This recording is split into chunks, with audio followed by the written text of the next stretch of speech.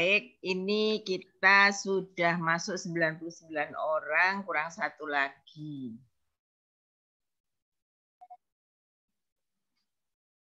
Jamnya masih kurang 7 menit lagi. Tapi nanti begitu, nah ini udah 100. Baik, udah 100, kita mulai ya Mbak, jadi biar bisa cepat selesai. Assalamualaikum warahmatullahi wabarakatuh. Waalaikumsalam warahmatullahi wabarakatuh.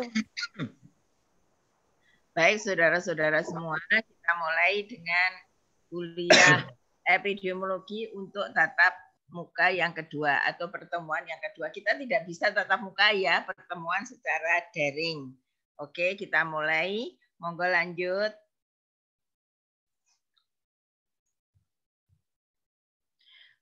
Kemarin kita sudah bicara berkaitan dengan pengertian epidemiologi. Tapi di sini kita akan bicara berkaitan dengan apa itu sehat, apa itu sakit. Berarti ada konsep sehat dan sakit. Nah, di sini kalau kita bicara sakit dan sehat adalah suatu kejadian yang merupakan rangkaian proses yang berjalan terus-menerus dalam kehidupan masyarakat.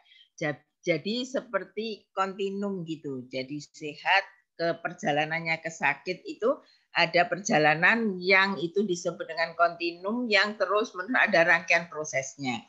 Kita sehat pada perjalanannya, suatu saat kita bisa sakit. Nah, kalau sudah seperti itu, pada ujungnya kita akan ketemu dengan sakit. Seperti itu. Kemudian sakit dan sehat adalah suatu kejadian yang merupakan rangkaian proses yang berjalan terus-menerus dalam kehidupan masyarakat. Kemudian secara sederhana, konsep sehat sakit dapat dianggap bergerak dari satu titik ke titik yang berikutnya atau yang selanjutnya melalui suatu garis horizontal sebagai suatu variabel kontinu.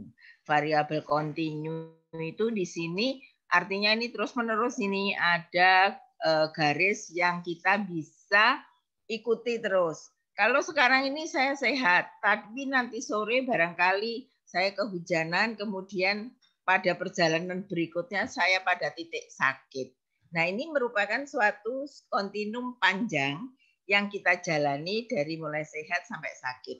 Di dalam garis lurus ini tadi, garis horizontal yang tadi sebagai variabel kontinu atau kontinum ini, di situ ada beberapa kejadian yang bisa kita kena penyakit atau barangkali sekedar kita jatuh atau barangkali kita juga nggak tahu sakit sampai mati seperti almarhum teman kita tadi. Nah, kemudian sebagai ilustrasinya dapat digambarkan ini garis dari titik sehat sampai dengan titik sakit. Nah, kemudian mari dilanjut.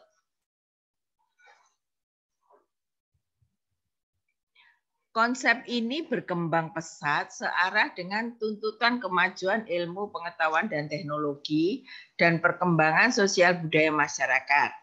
Sehingga sehat yang dulu dapat dijelaskan hanya sekedar dengan menyatakan kalau sehat itu tidak sakit, menjadi suatu hal yang sulit untuk dimengerti. Ya jelas loh kalau sehat itu tidak sakit. Tapi kalau kita bicara sehat-sehat yang bagaimanakah yang dimaksudkan itu? Ada loh, saya greges-greges gitu aja. Apa saya itu sehat?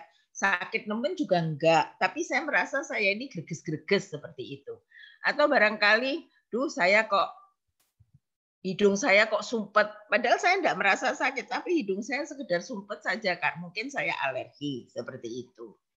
Nah, sehingga kalau dulu sehat itu dijelaskan hanya sekedar, ini pengertian yang lama, bahwa sehat itu adalah tidak sakit, itu tentunya sekarang kita, apalagi saudara semua ini yang sudah mengetahui beberapa ilmu berkaitan dengan keperawatan, pasti sudah paham bagaimana sakit, bagaimana sehat.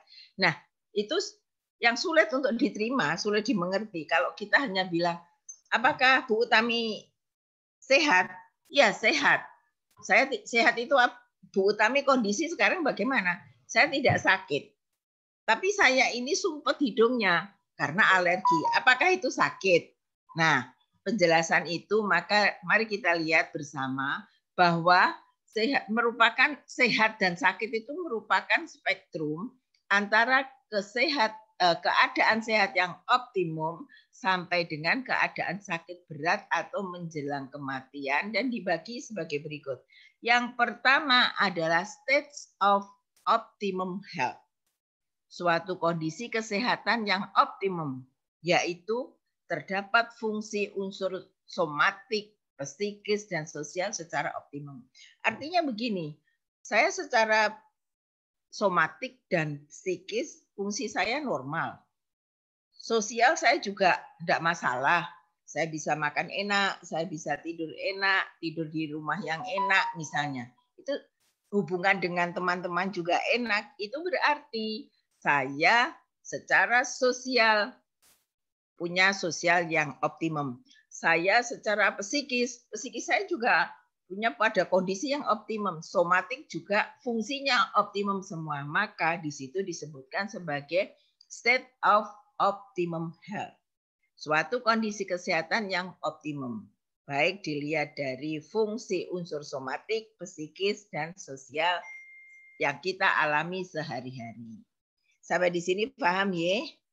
Baik, kita lanjutkan. Monggo Mbak pada slide yang berikutnya. Nah, kondisi berikutnya yang bagaimana?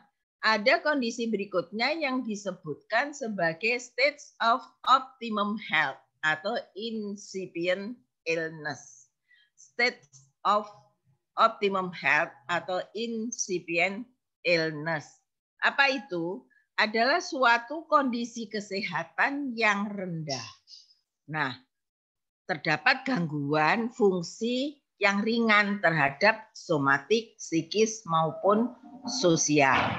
Berarti apa? Sudah mulai ada gangguan. Jadi kalau saya tadi misalnya, oh saya itu ternyata ada alergi. Berarti kalau kita ada alergi, saya itu sebetulnya masuk di sini. Bukan state of optimum health tadi, tapi masuk pada state of suboptimum health atau incipient illness. Suatu kondisi kesehatan yang rendah dan terdapat gangguan fungsi yang ringan terhadap somatik, psikis, dan sosial. Jadi saya ada gangguan sedikit karena saya punya alergi dingin misalnya. Nah, otomatis saya tidak pada posisi optimum health tadi, yang stage of optimum health yang pertama tadi. Tapi kondisi saya sudah pada ini, state of suboptimum health. Kalau tadi stage of optimum health. Jadi kondisi saya optimum, sehat semua. Tapi di sini kalau sudah masuk pada stage of suboptimum health, ini berarti saya sudah merasakan adanya gangguan. Nah, kemudian berikutnya gangguannya gangguan ringan. Berikutnya, tahap berikutnya atau tingkatan berikutnya adalah stage of over illness. Stage of over illness. Suatu kondisi kesehatan yang rendah, terdapat gangguan fungsi yang jelas, dan menunjukkan gejala ketidakmampuan. Ini sudah mulai sakit ini. Aduh, kalau sudah pilek, saya batuk, pilek, untuk nafas juga sulit. Kok rasanya saya pengen geletak terus. Nah, di sini kita ada ketidakmampuan. Itu kalau kita hanya sekedar flu. Nah, beda lagi kalau misalnya kita kecelakaan, pada kondisi kecelakaan sudah kecelakaan yang tidak terlalu berat, artinya kita sudah tidak bisa jalan. Misalnya terkilir sampai terkilir kakinya. Suatu kondisi kesehatannya rendah, sudah kaget, terus kemudian kakinya nggak bisa dipakai jalan, tapi dia pada umumnya fungsinya sudah terganggu, tapi masih bisa dia menunjukkan ketidakmampuan jalan, tapi dia masih sadar. Misalnya seperti itu. Kita sudah masuk pada stage of over illness. Suatu kondisi kesehatan yang rendah, terjadi gangguan fungsi yang jelas, dan menunjukkan gejala ketidakmampuan. Jelas fungsi psikisnya juga yang namanya habis kecelakaan, misalnya otomatis secara psikis, somatik, dan sosial fungsinya sudah terganggu dengan jelas. Kemudian berikutnya saat yang paling berat adalah stage of very serious illness. states of very serious illness atau approaching death, mendekati kematian. Suatu kondisi kesehatan yang sangat rendah dan telah mengancam eksistensi kehidupan vitalitas seseorang. Dengan demikian ini kondisinya antara hidup dan mati, misalnya ini pada kondisi yang koma atau pada kondisi kesadaran terganggu, kemudian sudah tidak bisa bergerak. Nah, ini kita masuk pada stage of very serious illness atau approaching death, mendekati kematian. Nah, ini semua, jadi mulai dari pertama sampai dengan yang keempat ini tadi yang stage of optimum health, betul-betul sehat, kemudian stage of suboptimum health atau incipient illness, agak sakit gitu bilangnya. Atau state of over illness, benar-benar sakit ini. Lalu yang terakhir adalah stage of very serious illness atau approaching death, mendekati kematian. Nah, berikutnya lanjut, Mbak.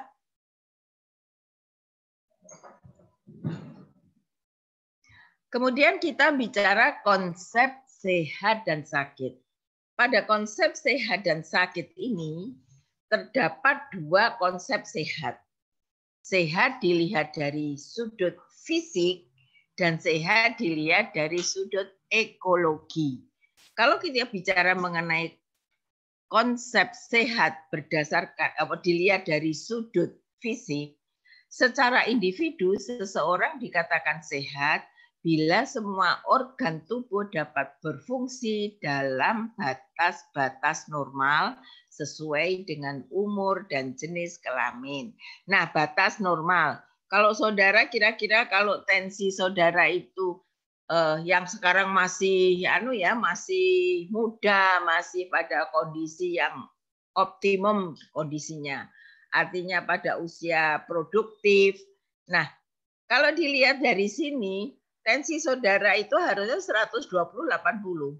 Nah, untuk saya ini kalau untuk 120 sudah sulit karena kondisi usia saya. Jadi dalam hal ini kalau dipandang dari sudut fisik, saya kalau tensinya 130, 135, bawahnya 80, 85 itu normal. Tapi untuk saudara tentunya itu sudah termasuk pada tensi yang tinggi. Nah, itu juga berbeda antara laki-laki dengan perempuan. Kalau perempuan relatif lebih rendah tensinya. Itu kalau kita bicara tentang tensi. Jadi, secara individu, seseorang dikatakan sehat bila semua organ tubuh dapat berfungsi dalam batas-batas normal sesuai dengan umur dan jenis kelamin. Oleh karenanya, beberapa ahli mengatakan bahwa nek wis rada umur itu makan juga harus diatur. Minumnya diatur, tidurnya diatur. Tidak semua bisa dimakan, tidak bisa semua bisa diminum. Seperti itu. Kemudian kalau yang kedua, kita bicara berkaitan dengan konsep sehat dipandang dari sudut ekologi. Nah, kalau kita bicara ekologi berarti kita bicara lingkungan. Nah, mari kita lihat konsep sehat dipandang dari sudut ekologi. Sehat berarti proses penyesuaian antara individu dan lingkungannya. Proses penyesuaian ini berjalan terus-menerus dan berubah-ubah sesuai dengan perubahan lingkungan yang mengubah keseimbangan ekologi dan untuk mempertahankan kesehatannya. Penjelasannya adalah bahwa kalau kita tinggal pada suatu lingkungan yang enak, dikatakan lingkungan yang enak, lingkungan yang sehat, itu dari udaranya juga bagus, tidak ada polusi, tidak ada sumber yang membuat kita panas, sumber yang membuat kita kedinginan, misalnya seperti itu, semuanya nyaman. Maka kondisi itu sangat berpengaruh dengan kondisi kesehatan kita juga. Dengan demikian, kalau kita berpindah ke tempat yang kira-kira lingkungannya berubah sedikit saja, kita akan sangat merasakan. Apa yang kita rasakan? Yang kita rasakan adalah bahwa ada perubahan suhu saja kita sudah waduh panas banget. Berarti secara umum kalau kita panas, kipas-kipas, keringatnya tambah banyak. Nah, ini sudah tidak nyaman. Lama-lama kita juga akan merasakan hal yang akibat dari panas ini tadi. Misalnya jadi gatel, jadi ada rasa nggak enak gitu. Nah, dengan demikian kalau dilihat dari sudut pandang ekologi, kesehatan kita diimplementasikan bagaimana terhadap dihubungkan dengan lingkungan kita. Pada saat kondisi nyaman lingkungannya, ya kita kesehatan kita juga nyaman rasanya seperti itu. Kalau kita pada posisi state of optimum health seperti itu. Monggo lanjut, Mbak. Nah, sekarang keterpaparan dan kerentanan. Keterpaparan, kalau kita terpapar dari agen penyakit, kita dapat paparan agen penyakit atau penyebab penyakit, dan kita pada kondisi rentan, misalnya kita pada state yang ketiga tadi, jadi kita pada kondisi sakit yang tidak mampu apa-apa, tapi belum mendekati kematian. Terus kemudian terpapar oleh agen penyakit. Nah, itu akan sangat mempengaruhi kondisi kesehatan kita. Nah, penyakit terjadi sebagai hasil interaksi antara faktor penjamu dan faktor agen. Dikatakan penjamu atau host itu kita, badan kita ini. Atau barangkali hostnya juga binatang. Bisa, di mana penyakit, agen penyakit, penyebab penyakit itu kalau masuk ke hostnya, host akan terjadi perubahan yang menyebabkan kita menjadi sakit. Penyakit terjadi sebagai hasil interaksi antara faktor penjamu dan faktor agen. Agen apa? Agen penyakit, bukan agen agen gas ya, agen penyakit, agen gas, agen apa? Tapi ini agen penyakit atau penyebab penyakit. Agar jadi perubahan faktor agen harus melakukan pemaparan terhadap penjamu. Artinya gini, kalau agen penyakit itu ingin melebarkan sayap, dia harus melakukan pemaparan pada host. Misalnya, saya sakit flu. Berarti agen penyakitnya siapa? Virus influenza. Hostnya siapa? Hostnya saya. Nah, kemudian flu ini kalau saya bersin, maka agen ini akan menyebar kemudian melakukan paparan pada host yang lain. Kalau di depan saya ada suami saya, maka suami saya akan terpapar dengan virus influenza itu tadi. Nah, oleh karenanya penyakit terjadi sebagai interaksi antara faktor penjamu atau host dan faktor agen penyakit.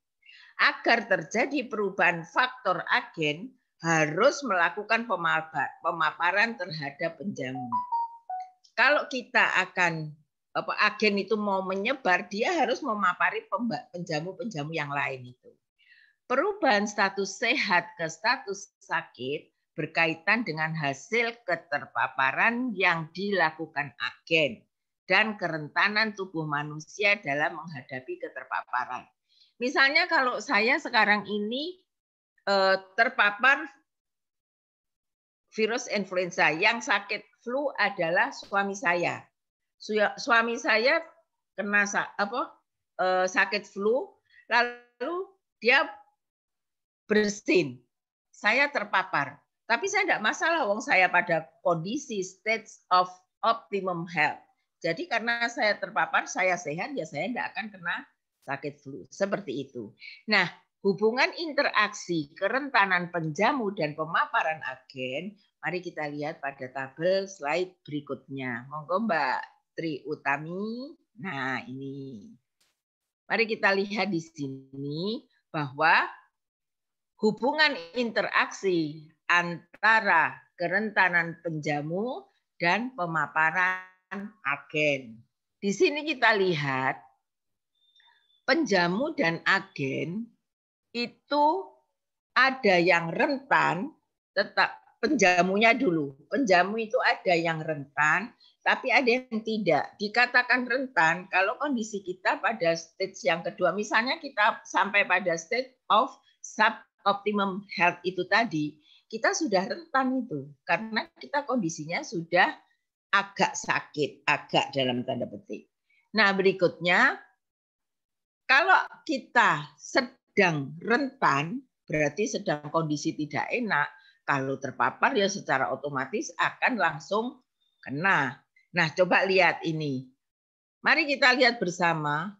Kalau di sini ada penjamu dan agen, lalu di sini kita lihat penjamunya tentang kerentanannya, agennya dilihat dari sisi keterpaparan oleh agen. Jadi sejauh mana dia bisa memapar penjamunya. Kalau penjamu itu rentan, ya. Apakah penjamu rentan? Iya. Apakah dia terpapar? Iya. Akibatnya apa? Sakit. Apakah penjamu itu rentan? Tidak. Apakah dia terpapar? Iya. Ini tidak rentan, terpapar, dan kondisinya sehat. Wong saya lagi sehat, saya tidak rentan terhadap paparan tadi. Maka walaupun terpapar, saya sehat.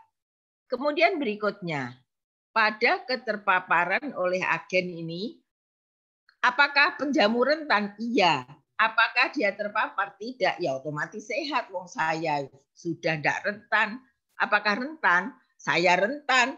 Tetapi saya tidak terpapar. Otomatis ya sehat. Wong saya ini rentan tapi tidak ada agen yang masuk, agen penyakit apapun yang masuk, otomatis saya juga sehat.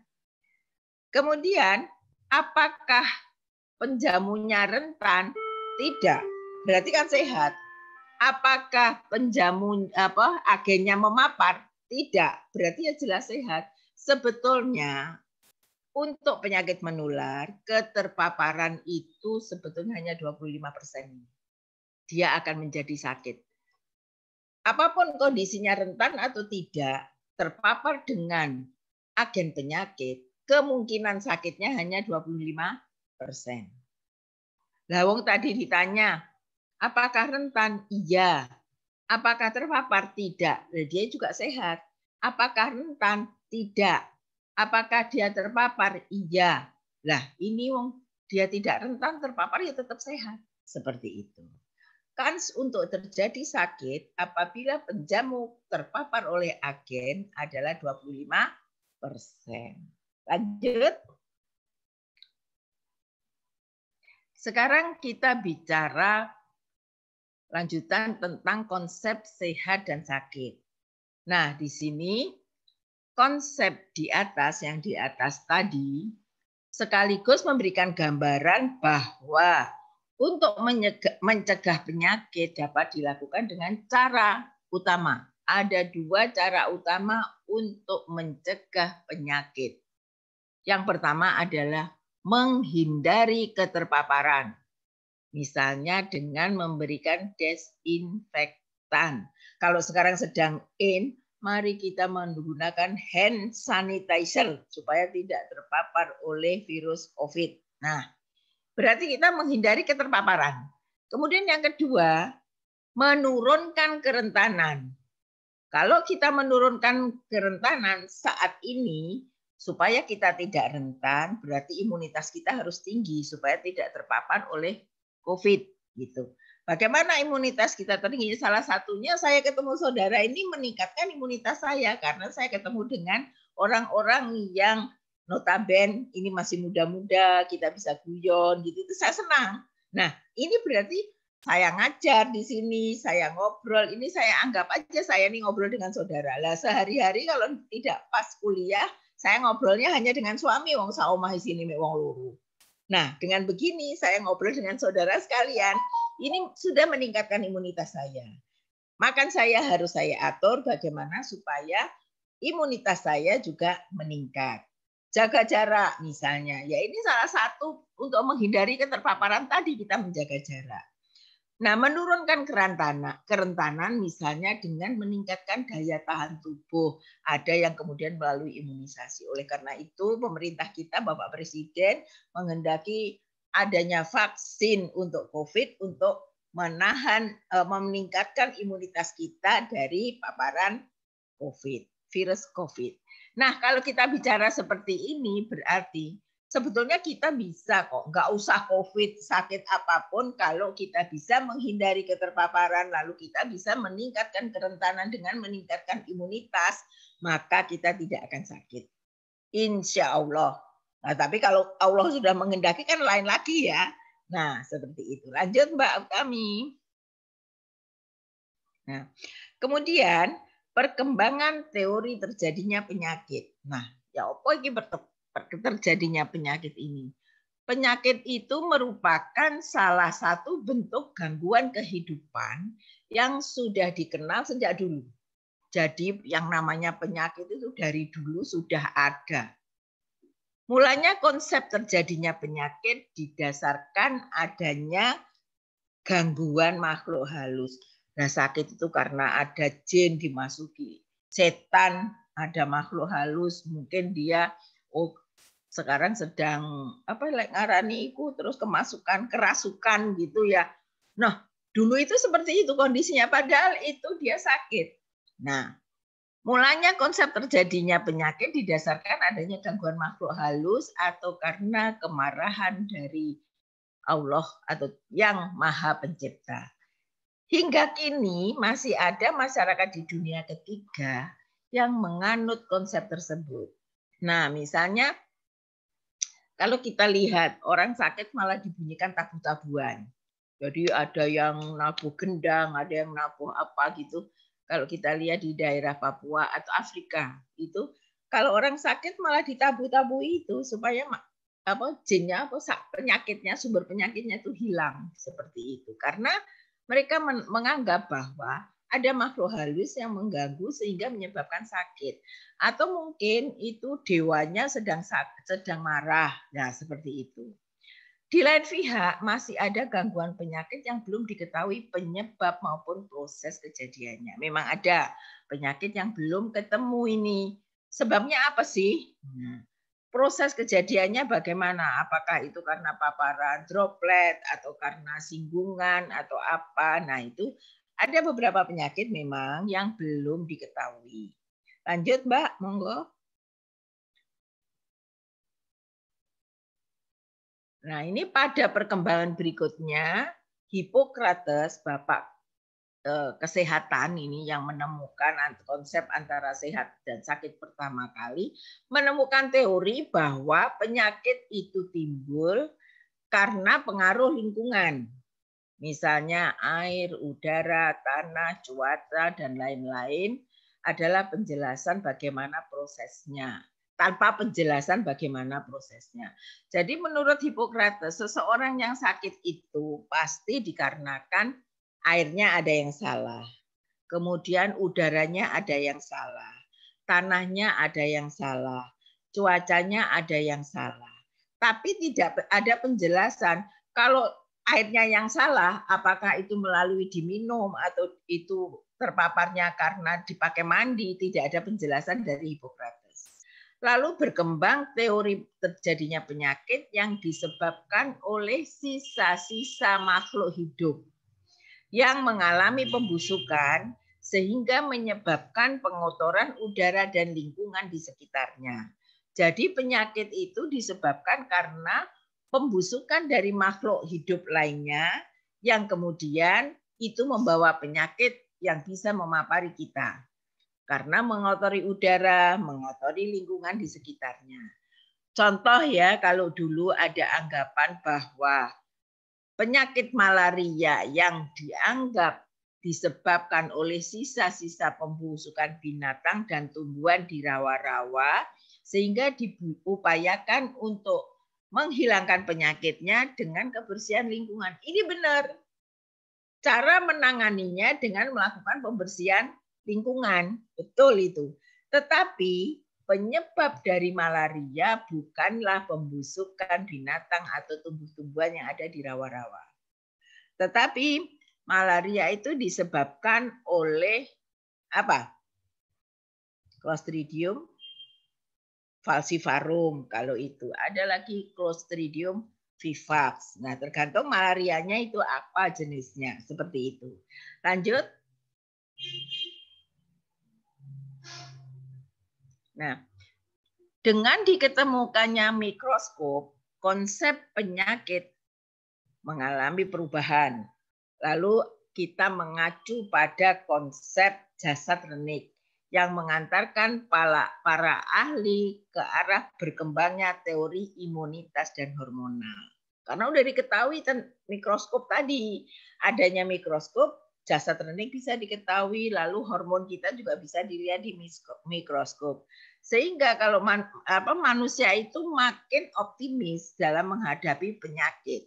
Karena apa? Ditemukan antibiotika, ditemukan vaksin, dan segala macamnya.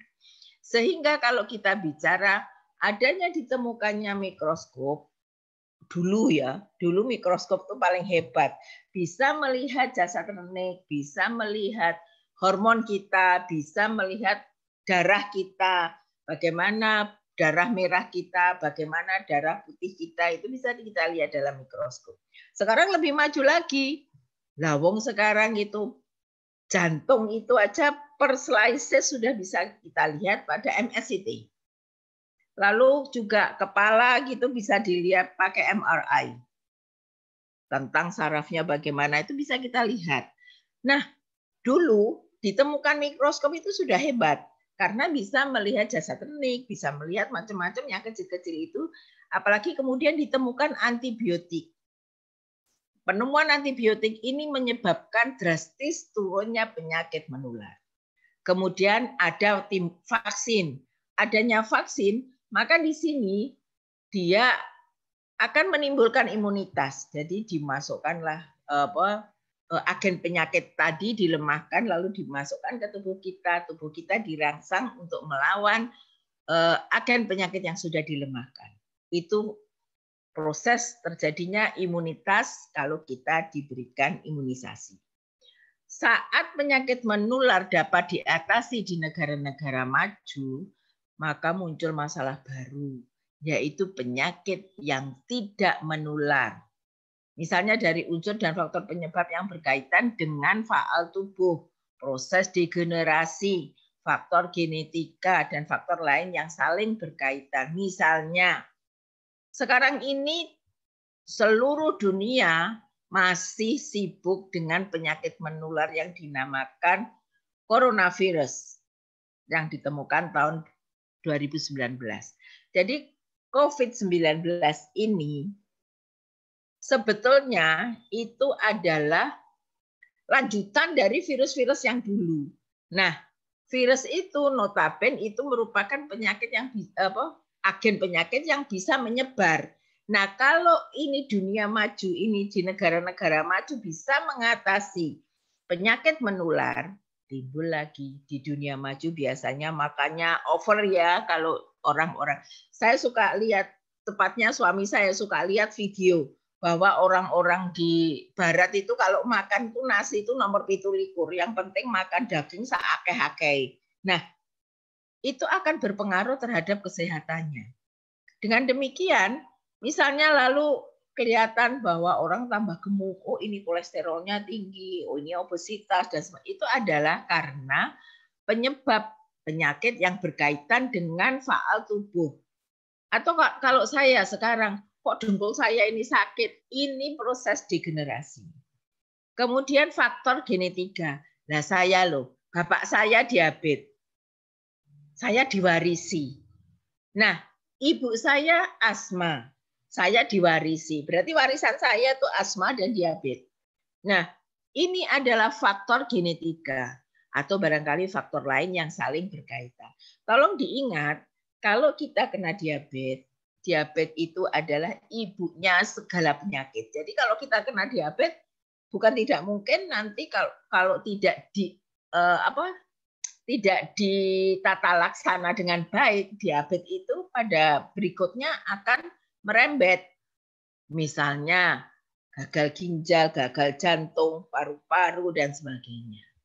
Nah, kemudian apalagi manusia selalu berinteraksi dengan faktor-faktor tersebut, sehingga bila faktor itu dapat mengalahkan kemampuan faali tubuh manusia, maka orang tersebut akan jatuh sakit. Nah, sekarang kalau kita bicara mengenai paparan, misalnya paparan itu pasti itu nanti akan paparan penyakit menular, bukan penyakit degeneratif. Kalau penyakit degeneratif biasanya, kalau TB pasti ada paparan. Paparan apa? Ya tuberkulosis. Nah, kalau misalnya diabetes itu faktor ini genetika, keturunan. Atau bisa juga sekarang diabetes itu bukan karena keturunan. Karena makannya over misalnya, kelebihan glukosa. Nah, akan menjadi diabetes. Seperti itu. Lanjut Mbak, monggo. Kemudian hubungan penyakit dengan hubungan penyebab dan penyakit atau konsep terjadinya penyakit. Kita sampai di situ. Saya ini di sini sambil melihat atas bawah sopo ae sing hadir. Ini Mbak Sofia Tun Kusnadi sambil guyu-guyu. Ada adeng-adengnya di sini. Mbak Sofia Tun Kusnadi, lalu ada Mbak Erni Dwi Wilujeng Dwining Tias. Ini tak delok sitok-sitok kabeh. Ini ada Mas Akbar Kurniawan, Mbak Robiatul Maulidah, ini yang kemarin hostnya. Besok hostnya hari Jumat ya Mbak Robia. Yeah. Nah, kita melihat hubungan penyebab dan penyakit atau konsep terjadinya penyakit. Dalam epidemiologi perlu mengetahui penyebab penyakit dengan tujuan untuk mengetahui proses terjadinya penyakit dan upaya pencegahan faktor penyebab penyakit tersebut. Juga dilihat dari sisi epidemiologi, kejadian penyakit umumnya berkaitan dengan sejumlah penyebab. Sebaliknya, satu penyebab dapat menyebabkan beberapa penyakit. Maksudnya begini, secara epidemiologi, kalau kita sakit, itu pasti ada proses pemaparan, ada penyebabnya. Bisa jadi penyebab tunggal, lalu menyebabkan sakit. Itu teori yang lama. Teori lama itu penyebab tunggal akan menimbulkan penyakit. Tapi belakangan dengan berjalannya perkembangan ilmu bahwa penyakit itu ternyata disebabkan oleh beberapa sebab. Nah, mari kita lihat di sini beberapa faktor yang berkaitan dengan terjadinya suatu penyakit dapat menciptakan suatu model yang apa iki di bawah enggak ketok, ini kurang naik ini. Ya model tersebut monggo kita lanjut aja. Beberapa faktor yang berkaitan dengan terjadinya suatunya dapat menimbulkan suatu model. Monggo Mbak, lanjut Mbak. Ada yang dikatakan segitiga epidemiologi, ada yang dikatakan jaring laba-laba, ada yang dikatakan roda. Nah, faktor-faktor yang saya sebutkan tadi, kejadian penyakit itu harus ada agen, harus ada penjamu, dan ada lingkungan yang mendukung agen itu bisa berkembang. Hal ini tergambar di dalam istilah yang dikenal luas penyebab majemuk, multiple causation of disease. Multiple causation of disease atau single causation of disease. Artinya kalau multiple causation of disease ini penyebab penyakit itu multiple, banyak penyebab. Kalau single causation of disease, jadi penyebab yang tunggal itu bisa menyebabkan penyakit. Mari kita lihat, ada yang dikatakan segitiga epidemiologi. Nanti kita akan bicara yang penyebab tunggal yang bagaimana sih, yang penyebab multiple itu yang bagaimana, penyebab majemuk. Mari kita lihat sekarang model timbulnya penyakit. Ada yang dikatakan segitiga epidemiologi atau the epidemiologic triangle. Kalau saya menyebutnya triangle epidemiologic. The epidemiologic triangle terdiri atas host, agent, and environment. Jadi terdiri dari host, agen, dan lingkungan. Lalu ada yang disebut dengan jaring-jaring sebab akibat. Disebut dengan the web of causation. Lalu ada roda atau the wheel. Mari kita lihat. Monggo lanjut, Mbak. Nah, ini yang dikatakan dengan segitiga epidemiologi yang ada. Jadi penyakit itu timbul kalau ada interaksi 3 faktor ini, yaitu host atau penjamu, agent atau penyebab penyakit, dan environment atau lingkungan. Pada konsep segitiga epidemiologi atau triangle epidemiologi ini ada host, ada 3 faktor host, agent, dan environment. Seandainya ada host, tidak ada agent, host tinggal di environment, ya orangnya sehat. Atau ada agent di environment, hostnya tidak ada, ya hostnya tidak terpapar. Nah, seperti itu. Ada host, ada agent. Tapi lingkungannya tidak mendukung agent berkembang. Jadi hostnya juga tidak terpapar. Penyakit itu hanya timbul kalau ada interaksi antara host, agent, dan environment. Jadi ini yang disebut dengan triangle epidemiology. Kemudian lanjutnya, yang kedua, konsep timbulnya sakit dan sehat itu kita lihat dari sisi jaring-jaring sebab akibat. Kita lihat dari sebelah kanan. Penyakit bisa jadi disebabkan oleh faktor 1 dan 2. Berarti ini tadi multiple cause. Multiple cause ini berarti ada penyebab majemuk. Nah, ada penyakit X ini faktor ada disebabkan oleh faktor 1 dan 2. Faktor 1 ini ternyata tidak berdiri sendiri. Faktor 1 ini juga dipengaruhi oleh faktor 3, faktor 4, dan faktor 5.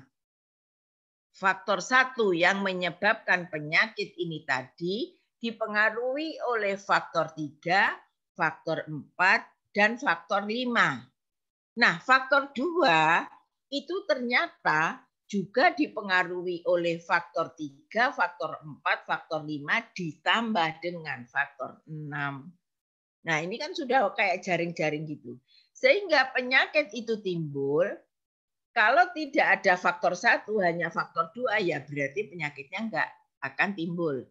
Tapi karena penyakit itu ada faktor 1 dan faktor 2, maka penyakit itu akan timbul. Jadi ini yang disebutkan dengan konsep sakit, konsep jaring-jaring sebab akibat. Faktor 1 itu disebabkan adanya faktor 3, 4, 5. Faktor 2 disebabkan oleh adanya faktor 3, 4, 5, dan 6. Nah, yang aneh lagi, faktor 3 itu dipengaruhi oleh faktor 7 dan 8. Oh iya, ini tadi lupa. Faktor 1 itu juga dipengaruhi oleh faktor 7 secara langsung. Faktor 7 untuk mempengaruhi faktor 1 tidak harus lewat faktor 3. Karena faktor 7 bisa langsung berpengaruh pada faktor 1. Nah, faktor 8 untuk mempengaruhi faktor 1 harus melalui faktor 3 atau faktor 4. Kemudian faktor 9 untuk bisa mempengaruhi faktor 1, dia harus mempengaruhi faktor 4 dan faktor 5. Seperti itu.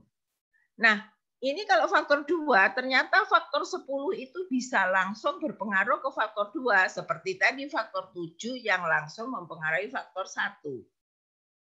Faktor 10 sendiri mempengaruhi faktor 5 dan faktor 6 untuk bisa berpengaruh pada faktor 2. Nah, kondisi seperti ini sepertinya rumit kalau kita lihat. Tapi sakjanya itu tidak serumit ini. Misalnya saya flu. Flu itu kenapa? Ya karena kondisi saya sedang drop. Saya kecapean, jadi faktor ini capek. Faktor capek itu karena apa? Saya dari perjalanan jauh. Di perjalanan jauh saya minum es. Setelah minum es, ternyata saya kurang tidur. Nah, ini kecapean, minum es, kurang tidur, dan sebagainya. Ini menyebabkan kita flu. Tapi flu itu pun tidak akan terjadi kalau tidak ada faktor 2. Faktor 2-nya apa? Virus influenza. Karena kondisi kelemahan tubuh kita tadi yang disebabkan perjalanan jauh, tidak bisa tidur, dan sebagainya, dan ada virusnya, maka akan terjadi penyakit influenza seperti itu. Mudah-mudahan yang saya jelaskan ini bisa difahami. Kemudian lanjut Mbak dengan roda. Nah, menurut model jaring-jaring sebab akibat, ini akan terjadi perubahan dari salah satu faktor akan mengubah keseimbangan di antara mereka yang berakibat bertambah atau berkurangnya penyakit yang bersangkutan. Tadi kan faktor 1 dipengaruhi faktor 3, 4, dan 5. Nah, ini terjadi suatu keseimbangan. Kalau salah satu aja berubah, maka penyakit itu akan bertambah berat atau justru menjadi berkurang. Misalnya kalau tadi kelelahan. Kelelahan itu akan menyebabkan kondisi tubuh kita lelah. Tetapi kelelahan tidak akan berpengaruh kalau asupan gizi kita dan kita setelah itu bisa istirahat, maka flu itu tidak akan menyerang kita. Menurut model ini, suatu penyakit tidak bergantung pada satu sebab yang berdiri sendiri, melainkan juga sebagai akibat dari serangkaian proses sebab oleh akibat. Jadi kalau kita melihat ini, bahwa inilah yang disebut dengan penyebab majemuk. Suatu penyakit bisa timbul kalau ada penyebab majemuk. Dengan demikian, maka timbullah penyakit yang dapat dicegah atau penyakit yang dapat dihentikan dengan memotong mata rantai berbagai titik. Coba Mbak ini dibalik lagi ke slide sebelumnya, yang jaring-jaring. Nah ini tadi bahwa penyakit disebabkan oleh faktor 1. Faktor 1 disebabkan faktor 7 dan faktor 3. Misalnya, kita memotong saja faktor 7 dan faktor 3, maka resiko faktor 1 ini untuk mempengaruhi timbulnya penyakit akan lebih rendah. Sebaliknya, kalau misalnya ini faktor 7 yang mempengaruhi faktor 1, dia juga mempengaruhi faktor 3 yang kemudian mempengaruhi faktor 1, ini akan memperkuat timbulnya penyakit. Nah, lanjut Mbak pada slide berikutnya. Satu lagi. Nah, sekarang kita sampai pada konsep timbulnya antara sehat dan sakit, kita lihat dari teori roda. Kalau kita lihat teori roda, artinya ada bulatan seperti itu, yang tengah itu adalah manusia atau inti genetik. Kalau gen kita tidak ada yang punya keturunan sakit diabetes, ya kemungkinan diabetesnya disebabkan karena lingkungan sosial atau lingkungan biologi atau lingkungan fisiknya. Kalau ini kita bicara mengenai manusia atau inti genetik ini. Kemudian kalau ini yang abu-abu ini adalah inti genetik dari hostnya yang putih ini, semua host pasti punya inti genetik. Inti genetik ini bisa juga menyebabkan suatu penyakit keturunan. Akan tetapi kalau kita tidak punya penyakit keturunan, orang itu bisa sakit karena ada ini coklat lingkungan di luarnya ini. Coklat atau krem yang di lingkungan di luarnya itu dibagi menjadi 3. Ada lingkungan sosial, ada lingkungan biologis, dan ada lingkungan fisik. Berarti menurut teori roda ini, semua manusia yang menjadi host dari suatu penyakit, itu pasti punya inti genetik. Inti genetik itu akan menyebabkan penyakit keturunan. Jadi tidak usah dipengaruhi lingkungan sosial, biologis, dan fisik. Kalau keturunannya punya sakit diabetes, ya secara otomatis dia akan terkena penyakit.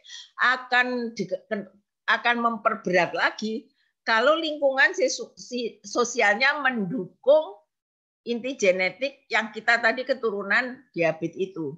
Saudara, saya ceritain tentang saya.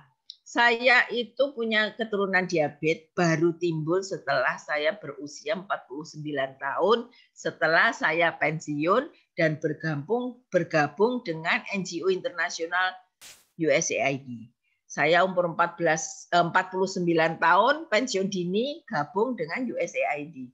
Apa yang terjadi di sana? Kalau kita ada meeting, pagi pasti sudah dapat breakfast dari hotel. Kemudian jam 9.10 kita dapat snack. Jam 12 ada lunch. Jam 4 ada snack lagi. Lalu malam ada dinner. Kalau malam ada sesi, malam itu ada snack lagi. Dan semua yang disajikan saya makan. Ini berarti apa? Lingkungan sosial dan lingkungan biologi ini mempengaruhi lingkungan fisik saya yang menyebabkan inti gen yang tadi saya sudah punya keturunan diabetes itu segera muncul. Seperti itu. Monggo lanjut. Nah, seperti halnya model jaring sebab akibat, model roda memerlukan identifikasi dari berbagai faktor yang berperan di dalam timbulnya penyakit. Di sini yang dipentingkan adalah hubungan antara manusia dan lingkungan hidupnya. Besarnya peranan dari masing-masing lingkungan bergantung dari penyakit yang bersangkutan. Jadi ada penyakit yang memang pengaruh lingkungannya besar, tapi juga ada penyakit yang tidak terlalu berpengaruh, tidak terlalu dipengaruhi oleh lingkungan.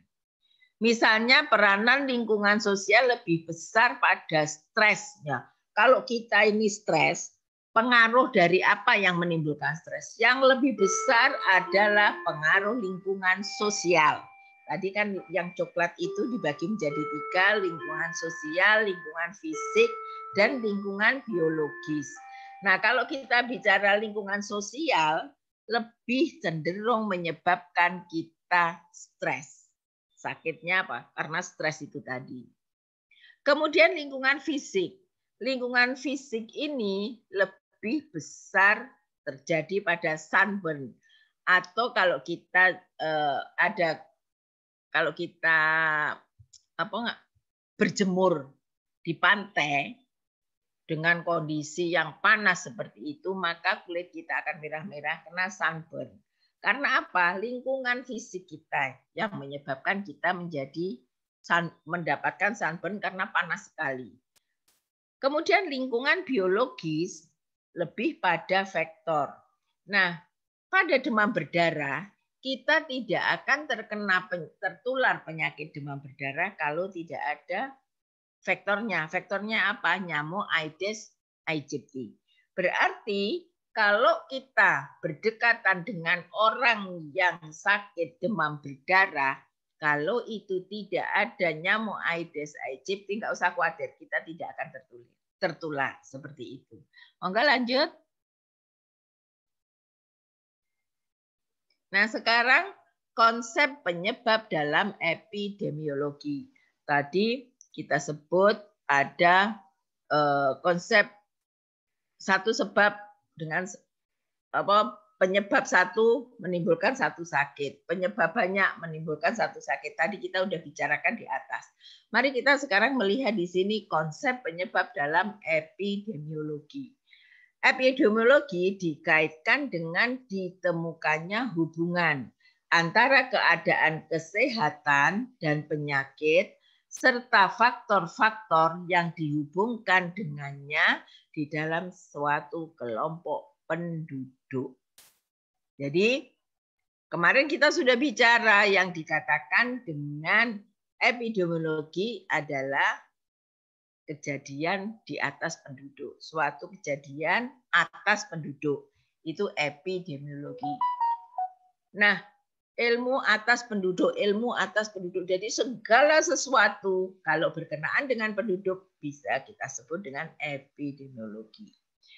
Epidemiologi dikaitkan dengan ditemukannya hubungan antara keadaan kesehatan dan penyakit serta faktor-faktor yang dihubungkan dengannya di dalam suatu kelompok penduduk. Ingat, kalau kita sakit sendiri itu bukan ditinjau dari epidemiologi. Nah, kalau sakit seperti sekarang ini COVID-19, di mana-mana sakit sehingga seluruh dunia menyebar ke seluruh dunia sehingga disebut dengan pandemi. Kalau kita hanya terjadi pada lokal misalnya terus-menerus, kok di sini kok demam berdarah makin lama makin tinggi. Nah, itu disebut dengan bukan lagi pandemi, tapi epidemi. Nah, tapi kalau kemudian selalu saja ada, itu ada lagi istilahnya. Orang kok penyakit diare kok selalu saja ada. Nah, itu ada sendiri istilahnya. Nanti kita juga akan sampai ke sana. Mari kita lihat dulu. Terdapat 3 kemungkinan hubungan, yaitu hubungan positif. Ada tren untuk terjadi bersamaan. Jadi terjadinya penyebab penyakit menyebabkan suatu penyakit. Itu hubungannya positif. Kalau hubungan negatif tidak ada tren untuk terjadi bersamaan. Artinya meskipun ada agen atau penyebab penyakit tidak bisa menimbulkan penyakit. Seperti tadi, ada agen penyakit demam berdarah. Itu tidak akan terjadi kalau tidak ada faktornya. Tidak ada yang namanya nyamuk Aedes aegypti. Oleh karena itu bisa disebutkan hubungannya adalah hubungan negatif. Hubungan negatif antara host dengan antara manusia dengan virus yang menyebabkan demam berdarah, virus dengue. Nah, kemudian tidak ada hubungan, peristiwa yang terjadi tidak bersamaan. Ya, jadi ya memang sendiri-sendiri sudah tidak ada hubungan sama sekali, namanya juga kemungkinan hubungan, kemungkinan tidak ada hubungan ada. Meskipun kayak apa terjadinya penyakit itu di daerah mana, kita tinggal di sini, berarti tidak ada hubungannya. Lalu hubungan yang positif, kita bicara hubungan yang positif. Itu ada yang true positif, ada yang false positif. Dikatakan true positif itu memang benar-benar ada hubungannya. Dikatakan false positif atau keliru, positif yang keliru, itu terjadi karena kebetulan, atau terjadi karena bias atau error. Nah, itu yang disebut dengan false positif. Nah, mari kita akan lanjutkan. Monggo Mbak di slide-nya dirubah. Kita bicara hubungan positif ya, yang kita karena yang hubungan positif, hubungan negatif yang tidak ada hubungannya, kita tidak bicarakan di sini. Kita sekarang bicara tentang hubungan positif yang terjadinya penyebab itu bisa menyebabkan suatu penyakit terjadi secara bersamaan sehingga menimbulkan penyakit.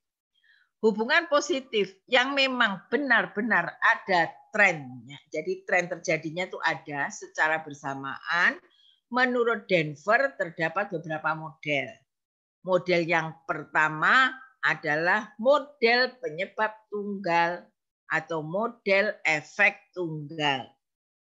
Model penyebab tunggal atau model efek tunggal ini biasa disebut single cause, single effect model.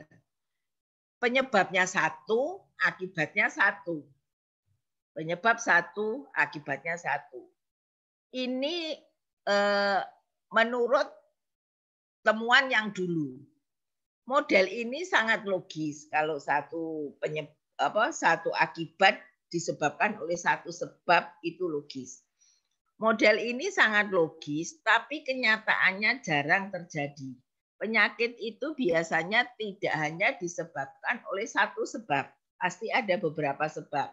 Ingat-ingat teori jaring laba-laba penyebab penyakit tadi. Bahwa suatu penyakit akan terjadi karena beberapa faktor. Faktor itu pun juga dipengaruhi oleh faktor-faktor yang lain di belakangnya. Model ini digunakan akhir abad 18 ketika ada pendapat bahwa penyakit infeksi adalah penyakit utama dan bakteri atau virus tunggal cukup untuk menghasilkan penyakit. Sakjanya tidak seperti itu. Gitu. Bolehlah virus masuk. Kalau kondisi tubuh kita bagus, seperti tadi antara kerentanan dengan keterpaparan, ya kita nggak akan sakit. Kemungkinan sakitnya cuma 25%. Kalau penyebabnya tunggal, kemungkinan sakit itu ya memang hanya 25% itu tadi. Gitu. Sehingga di sini bahwa kenyataannya jarang terjadi single cause, single effect model ini. Berikutnya Mbak, kita ketemu dengan multiple cause, single effect. Artinya penyebabnya banyak, akibatnya cuma satu. Bahwa satu penyakit itu bisa disebabkan oleh beberapa sebab. Kalau di teori roda tadi, bisa suatu penyakit itu disebabkan oleh inti genetika karena penyakit keturunan. Penyakit keturunan akan segera timbul kalau ada lingkungan fisik, lingkungan fisik, biologis, dan apa yang satunya lagi. Tadi ada 3 lingkungan itu. Nah, kemudian ini ada diagramnya adalah penyebabnya 3, efeknya 1. Penyebab A, penyebab B, penyebab C, kejadian penyakitnya hanya 1. Contohnya, penyakit infeksi paru, berarti efek ya ini ya, yang kronis, merupakan efek yang dapat disebabkan oleh kuman TB, kurang gizi, dan pengobatannya tidak teratur. Berarti ini multiple cause, single effect. Ada beberapa penyebab menyebabkan satu penyakit. Penyakit paru yang kronis itu bisa disebabkan barangkali kuman TB. Kuman TB bisa masuk karena dia kurang gizi. Kuman TB sudah masuk, sudah kurang gizi, tetapi dia berobat tidak teratur. Maka efeknya penyakit TB ini akan terus berkembang menjadi penyakit infeksi paru yang kronis. Berikutnya lanjut. Ada model penyebab banyak, efek banyak. Yang kita sebut dengan multiple cause, multiple effect. Multiple cause, multiple effect. Model dan efeknya sangat kompleks. Penyebabnya banyak dan ada indikasi efeknya juga banyak. Model ini sangat sesuai dengan pola penyakit masa kini dan berkaitan erat dengan konsep kesehatan holistik. Kesehatan secara keseluruhan itu tentu dipengaruhi oleh tadi lingkungan fisik, lingkungan fisik, lingkungan yang roda tadi, fisik, biologis, dan satunya apa tadi? Saya nggak bisa naikkan ke atas ini karena tergantung ke Mbak. Genetik Ibu. Genetik Bu, inti genetik. Intinya genetik. Terus ada lingkungan fisik, lingkungan biologi, terus satunya lingkungan apa? Lingkungan sosial Bu. Yes, sip. Nuwun. Nah ini orang lain. Saya karena nggak punya kewenangan untuk naik turunkan slide ya. Kelemahannya di sini. Baik, monggo kita lihat ini. Contohnya, ada penyebab air kotor. Limbah bahan berbahaya. Jadi di dalam air kotor itu ada limbah berbahaya. Lalu, ini apa ini? Jam apa ini? Karena nggak terbaca, tertutup saya. Ada air kotor, limbah berbahaya yang jamur ya. Jadi ada limbah kotor, air kotor yang bercampur dengan bahan berbahaya. Lalu di situ ada jamur. Ini akan menimbulkan jamur kulit, typhoid, dan keracunan kimia secara bersamaan pada satu orang. Bisa jadi seperti itu. Berarti ini penyebabnya multiple, lalu hasilnya juga multiple. Sebab akibat. Penyebabnya multiple, penyebabnya banyak, akibatnya juga banyak. Penyebabnya apa? Itu ada air kotor yang campur dengan limbah bahan berbahaya, lalu ditambah lagi dengan adanya jamur. Lalu kemudian apa akibatnya? Akibatnya adalah ada jamur kulit. Saya terkena jamur kulit karena air kotor tadi ternyata ada, saya kena typhoid, kemudian ada apa tadi bahan berbahaya, saya lalu keracunan. Nah ini sering terjadi seperti ini. Jadi kalau kita melihat konsep kesehatan harus kita lihat secara holistik. Dilihat lingkungan biologis, lingkungan psikis, dan lingkungan sosial. Lanjut, Mbak.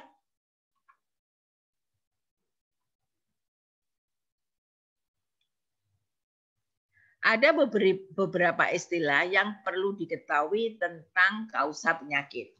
Ada kausa mutlak, ada kausa esensial, dan ada kausa sufisien. Kausa mutlak adalah suatu penyebab yang pasti akan menimbulkan suatu penyakit tertentu.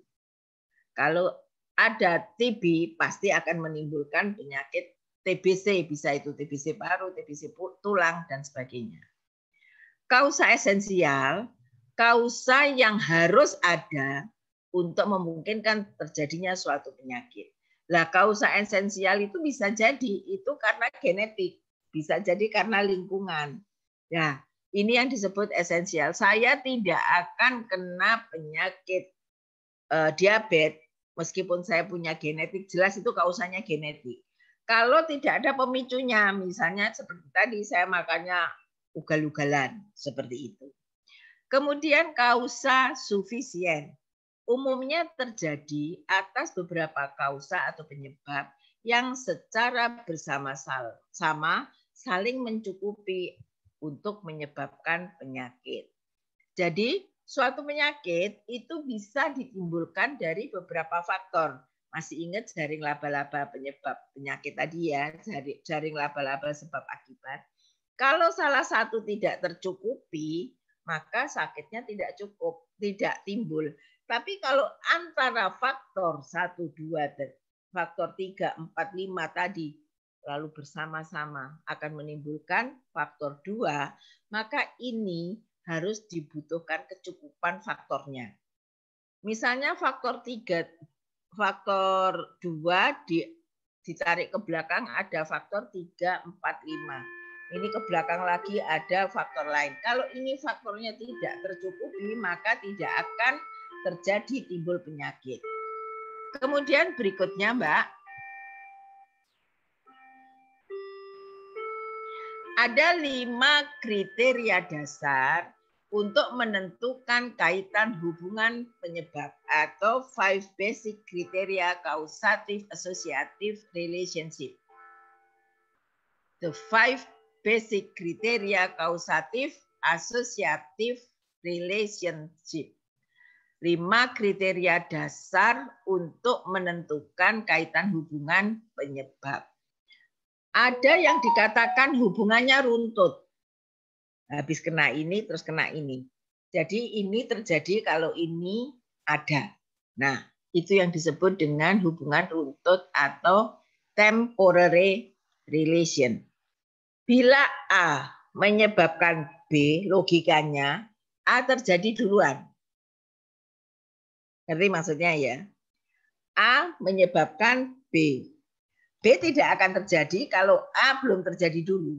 Jadi hubungannya harus runtut. A dulu, baru kemudian B. Kemudian spesifisiti atau spesifikasi. Dengan spesifikasi yang tajam, suatu penyebab akan mengarah pada efek tunggal. Tapi bila tidak tajam, mungkin sebuah penyebab diasosiasikan dengan multiple efek. Misalnya, Clostridium tetani akan menyebabkan tetanus neonatorum. Ini. Kalau tetanus neonatorum itu penyebabnya adalah Clostridium tetani. Nah, Clostridium tetani ini tidak akan berkembang kalau tidak ada penyebabnya. Misalnya pada saat baru lahir pemotongan apa itu namanya apa pemotongan tali pusat itu dengan menggunakan alat yang tidak steril. Nah, ini kan menjadikan beberapa akibat gitu. Akibatnya sajanya cuma tetanus neonatorum.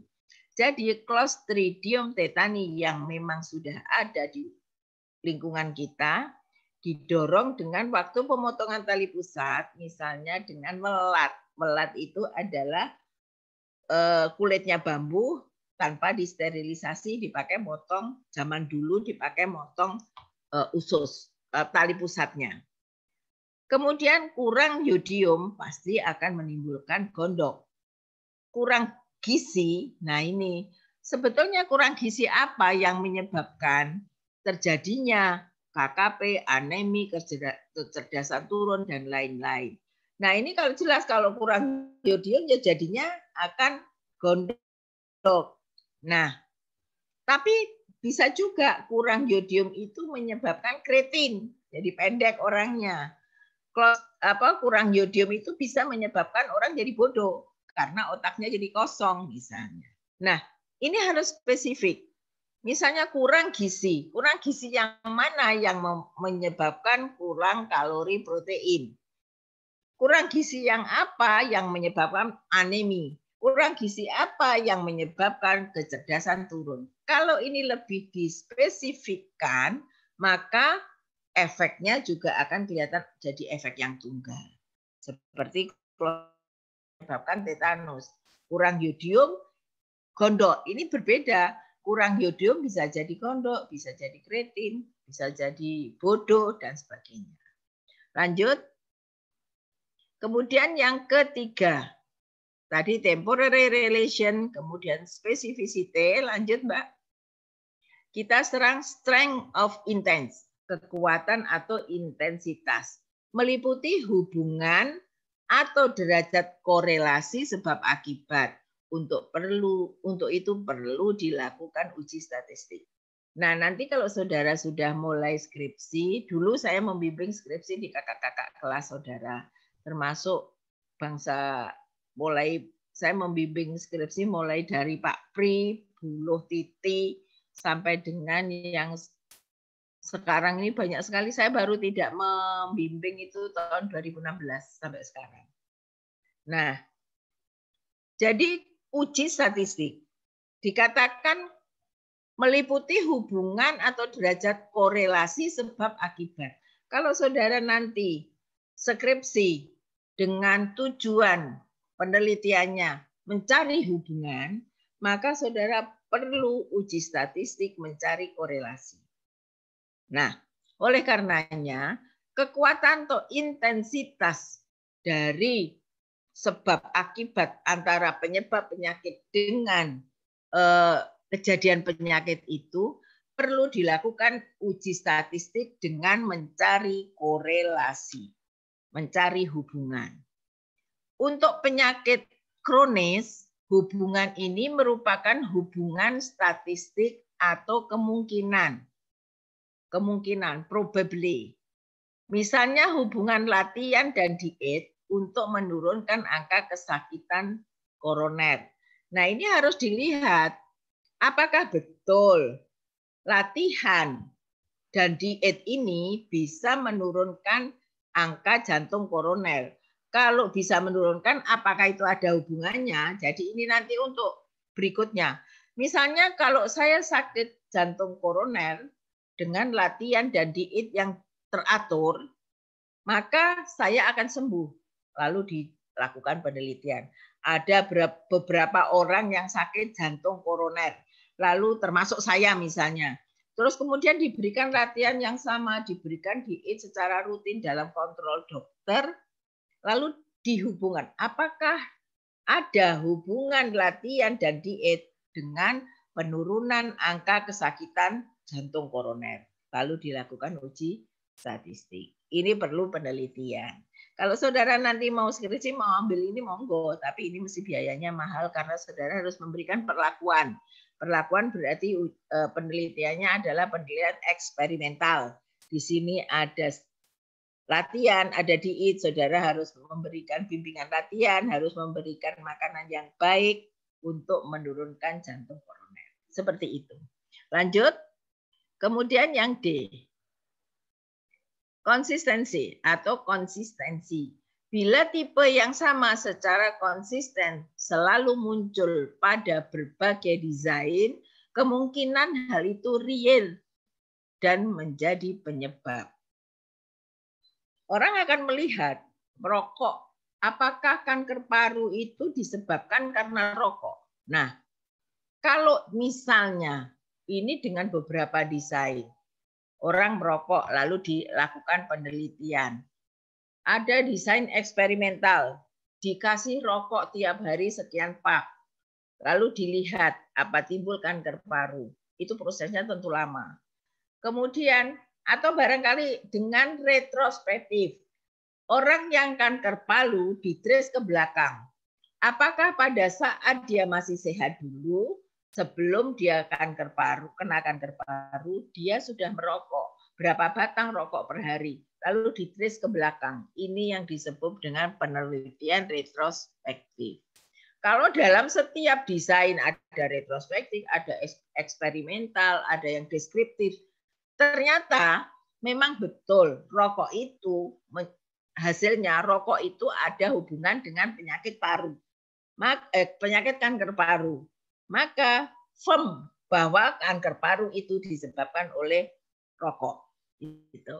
Jadi ini memang dikatakan kalau ada konsistensi bahwa rokok itu selalu baik itu melalui desain eksperimental, desain deskriptif atau apapun penelitiannya, tetap saja ada hubungan antara merokok dengan kanker paru, maka firm bahwa kanker paru itu disebabkan oleh rokok. Seperti itu. Lalu berkaitan atau koherensi. Suatu hubungan penyebab yang diperkirakan akan memberikan pengertian dipandang dari sudut faktor biologi yang nampak, akan tetapi mengesankan adanya faktor-faktor yang bertentangan. Misalnya konsumsi gula dikaitkan dengan hipoglikemi. Nah, ini saya mengkonsumsi gula. Kalau gulanya terlalu tinggi, maka gula darah saya akan naik. Kalau saya dietnya ketat, maka akan terjadi hipoglikemi. Jadi konsumsi gula saya kurangi drastis, maka ini akan menjadi hipoglikemi. Ini seperti akan ada orang yang penyakit gula kok bisa hipoglikemi. Orang yang penyakit gula itu gulanya mestinya tinggi. Kenapa kok bisa hipoglikemi? Jadi seakan-akan ini seperti mengesankan faktor yang bertentangan antara diabetes yang notabene gulanya tinggi dengan disebutkan adanya hipoglikemi. Jadi intinya diabetes itu sebetulnya harus ada keseimbangan antara input dan antara output yang kita terima. Input konsumsi gula harus terbatas sejauh mana saya butuh tubuh saya terhadap gula. Kalau kebutuhan itu sedikit saja tidak terpenuhi, maka saya akan hipoglikemi. Kalau kebutuhan itu saya penuhi berlebihan, maka gula darah saya akan meningkat yang menyebabkan parahnya diabetes saya. Seperti itu. Lanjut, Mbak. Sekarang kita bicara tentang risiko. Konsep pengembangan hubungan sebab akibat. Ada 5 kriteria yang disebut di atas tadi. Ada yang sufisiensi, ada yang konsistensi, koherensi, dan sebagainya tadi. 5 kriteria tersebut di atas efektif bila digunakan dalam model penyebab atau efek tunggal. Itu yang koherensi, ada yang konsistensi, dan sebagainya tadi, itu akan efektif bila digunakan single cause, single effect. Pada konsep single cause, single effect, maka konsep adanya 5 kriteria, ada koherensi, ada kontingensi, dan sebagainya tadi, itu akan efektif digunakan. Sehingga bisa digunakan pengembangan dan konsep yang didasarkan pada risiko suatu peristiwa yang dikaitkan dengan peristiwa yang lain. Misalnya, alkohol dapat dikaitkan dengan kecelakaan lalu lintas. Sajanya apa sih hubungan alkohol dengan kecelakaan lalu lintas. Secara logika tidak ada hubungan alkohol dengan kecelakaan lalu lintas. Meskipun sebenarnya ini bukan penyebab sepenuhnya.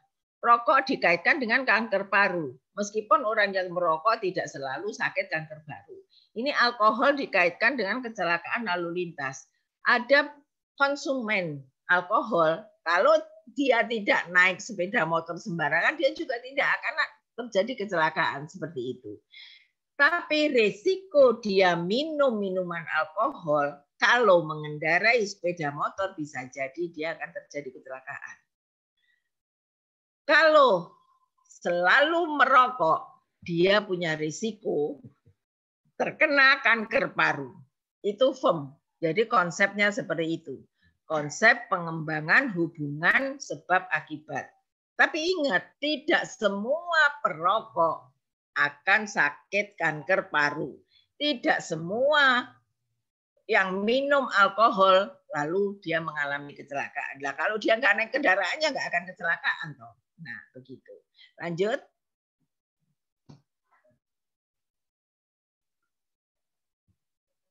Oh, lihat aku.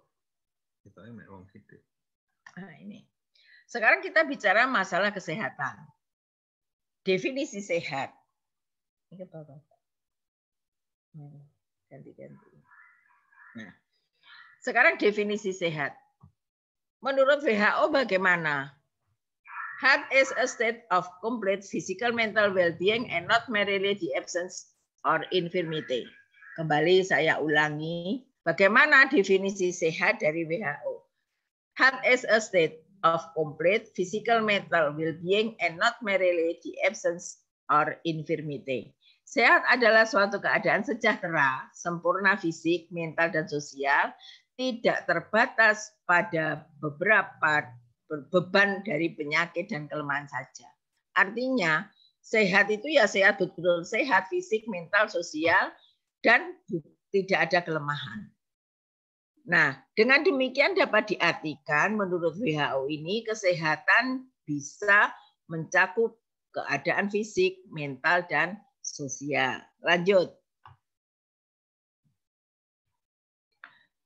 Sedangkan menurut Undang-Undang Kesehatan dari Negara Republik Indonesia, yaitu Undang-Undang Nomor 26 Tahun 2009 tentang Pasal 1 yang mengatakan bahwa kesehatan adalah keadaan sehat, baik secara fisik, mental, spiritual, maupun sosial. Jadi bedanya WHO tadi tidak ada spiritual, tapi kalau di sini ada spiritual.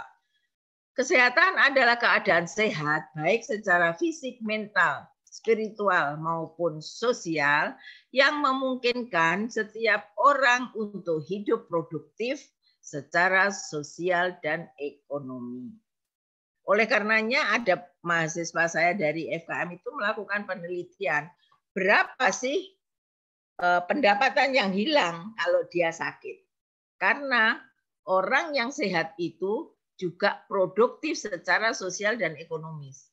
Maka bisa dilihat orang yang sakit lalu opname selama 2 minggu, kalau dia kepala keluarga, berapa rupiah yang hilang? Rupiah yang hilang itu dilihat dari berapa pendapatan yang akan dia dapatkan selama 2 minggu tiduran di rumah sakit.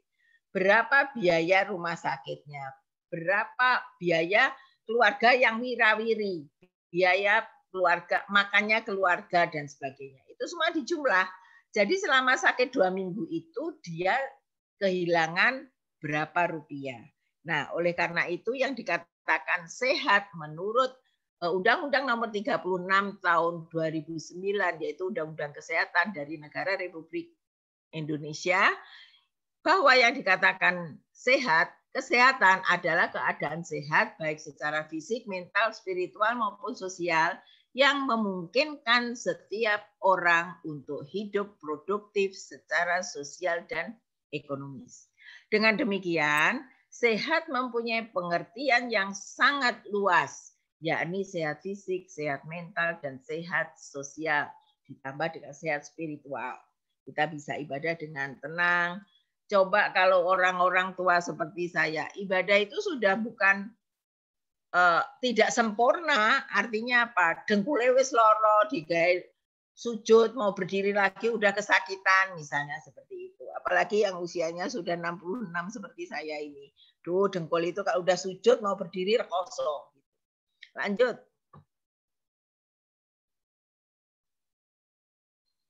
Nah, sekarang kita bicara mengenai Flechter. Menurut Flechter, seorang ahli dari Inggris, ruang lingkup sehat maupun ruang lingkup masalah kesehatan ada 6D.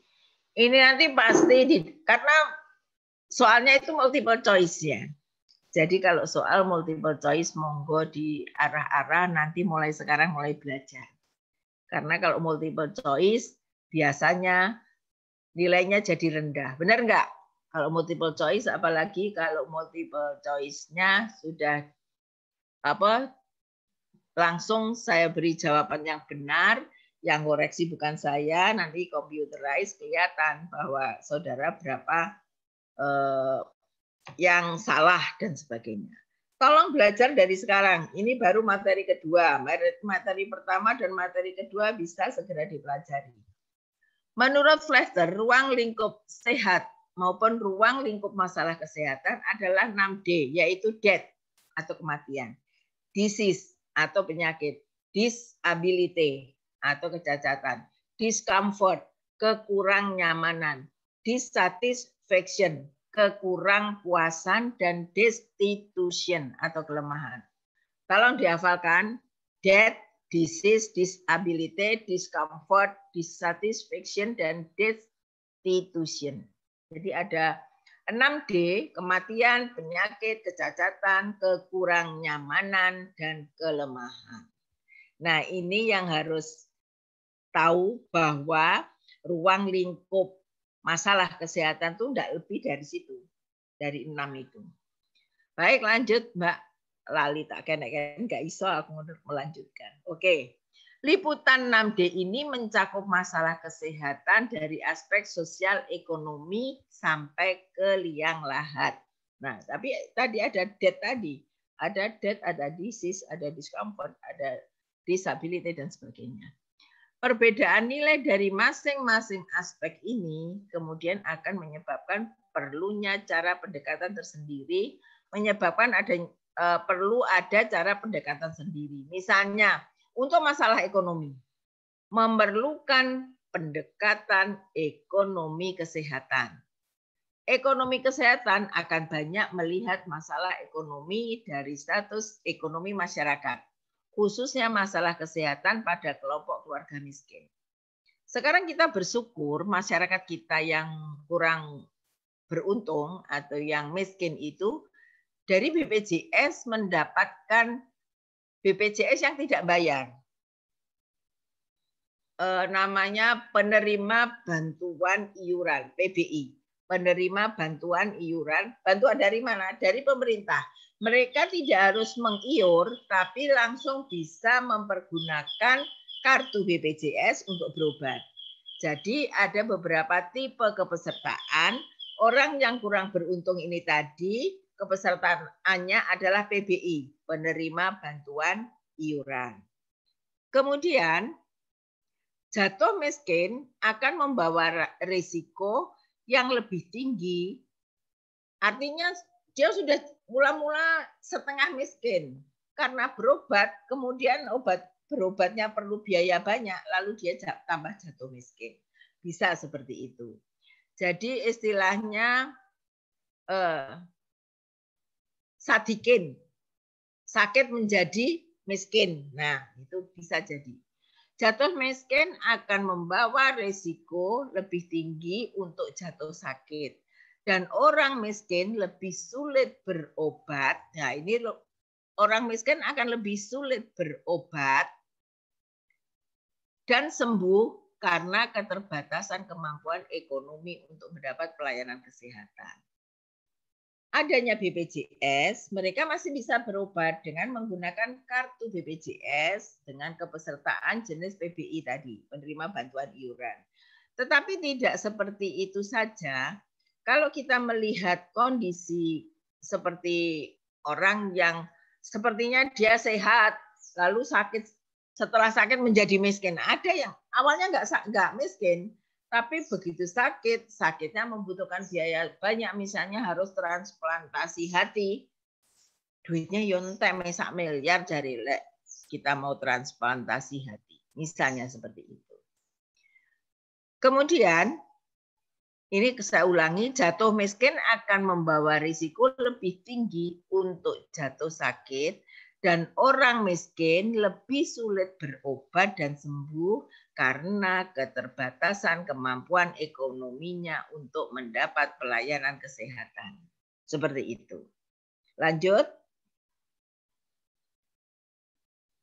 Ini kalau nggak salah ini terakhir inilah. Sekarang saudara, kita sampai pada materi yang kedua. Nanti saya kirimkan ke materi ketiga dan 4, saya kirimkan ke yang saya sudah punya emailnya, itu ke Mbak Robiah. Nanti saya kirimkan ke Mbak Robiah harus share ke Mbak Robiah, kan nanti menjadi host pada pertemuan hari Jumat. Benar nggak Mbak Robiah? Mbak Robiah. Mana Mbak Robiah? Iya, Bu. Iya. Nanti kan menjadi host pada hari Jumat. Tapi yang punya email saya kan emailnya Mbak Robiah. Nanti sebentar setelah ini saya akan mengirimkan materi yang ketiga dan keempat untuk hari Kamis dan Jumat minggu depan dan minggu depannya lagi. Hari ini kita sudah melalui kuliah tatap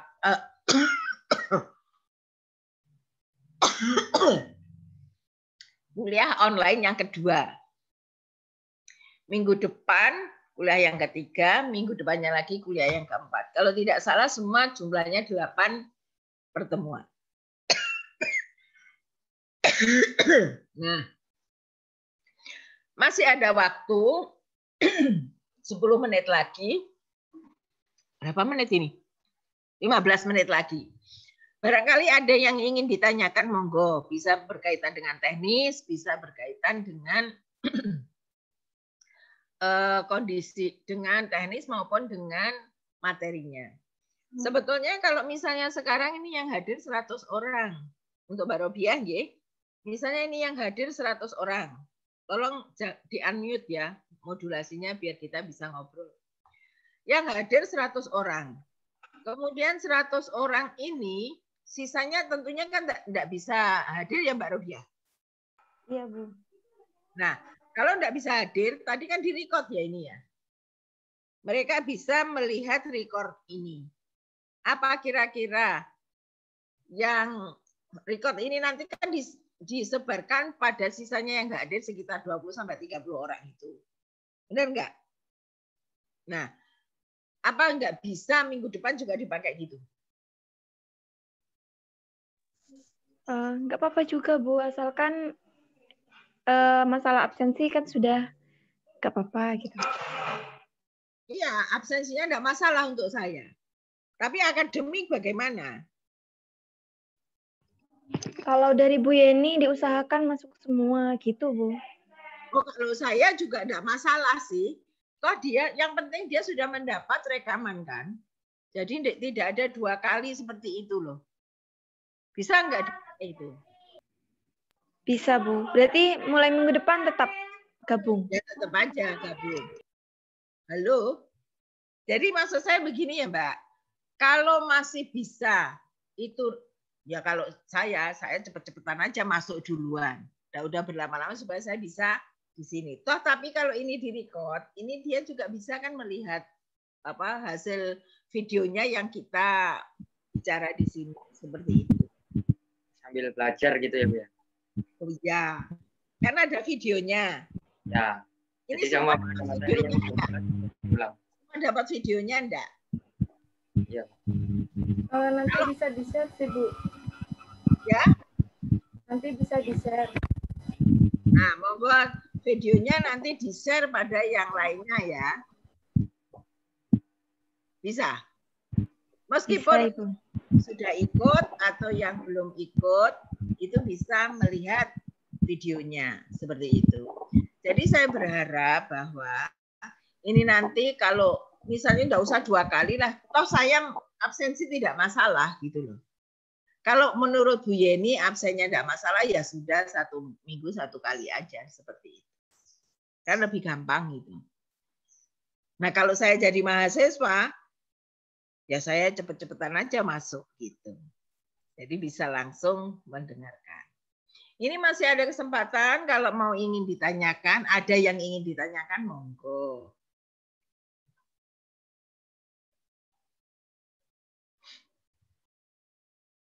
Masih ada 12 menit.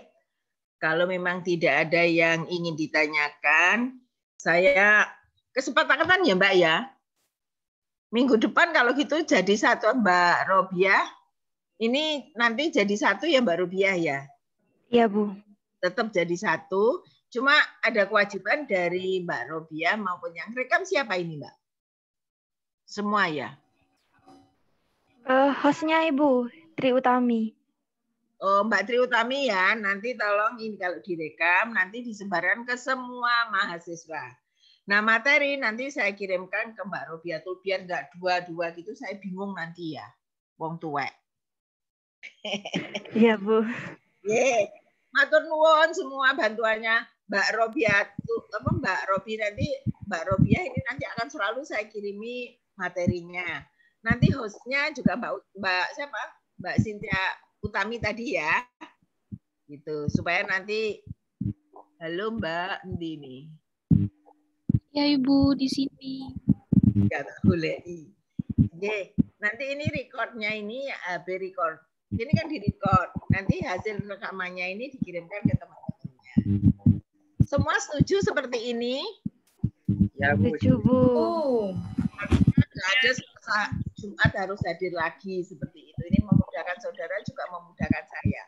Ini saya geser jadwal saya yang Jumat itu juga perjuangan. Mereka juga waduh ini nggak bisa digeser Bu waktunya, mereka juga jadwal kuliahnya kan mepet banget gitu loh. Jadi kalau ini mereka terpaksa menggeser untuk Jumat itu terpaksa. Lah ini kalau bisa seperti ini direcord, kemudian nanti dibagikan itu akan lebih bagus. Absennya untuk saya tidak masalah. Semua saya anggap hadir seperti itu. Bisa ya? Ye. Terima kasih atas perhatian semuanya. Kurang lebihnya saya mohon maaf.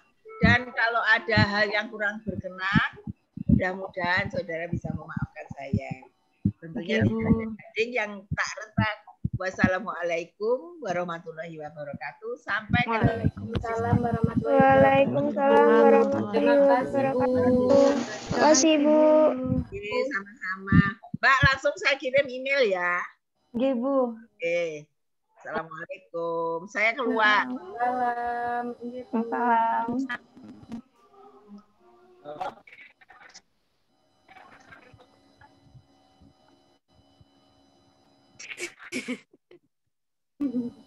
Anggalan aing, bosku.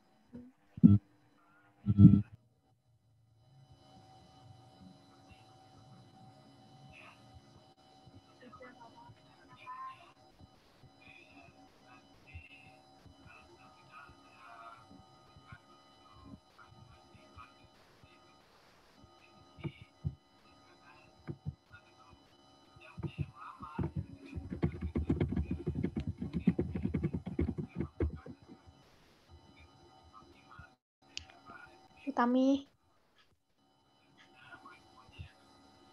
Halo Co, kangen ya? Tunggu. Itu bisa nggak masuk link YouTube? Aku belum pernah nyoba. Waktu itu pas kajian tuh aku nyoba. Nanti deh aku tanya ke Nap, katanya Nap bisa. Iya dah. Oke. Nih. Kan ketemu lagi sama kelas A. Ini Nap, gimana caranya? Itu coba kamu lihat di situ ya. Mana? Kamu di situ kelihatan ada titik 3. More ini di bawah ini. Iya. Iya. Oh, live on YouTube. Iya. Recordnya matikan, recordnya matikan. Oh iya, recordnya lupa.